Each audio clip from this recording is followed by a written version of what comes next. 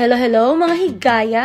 Siargao Budol fight for today's video. Pagkadali kaunon, pero kadugay himuon. O tanawa gani na ako, kuti kaayo na mag-shape sa atong siargao nga ngalan gamit ang atong sticky rice. So kana siya, pilak na ka minuto i-prepare or oras gid na siya para mapurma lang ng atong iconic Budol fight. Pagkatapos nato ipurma-purma i-shape ng atong mga kanon, daghan pa'y paghimuon ana, i-arrange pa nato ang atong mga sudan o ang atong mga tropical fruits.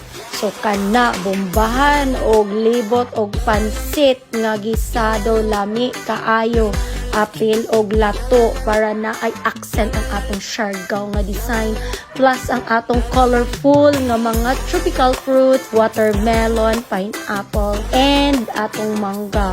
Pwede pud butangan og orange ug saging para nindot pagyud tan-awon, plus ang atong grilled nga pusit, ang atong buttered shrimp, atong grilled nga fish, o daghan kaayo pa diha sa ang nga steam.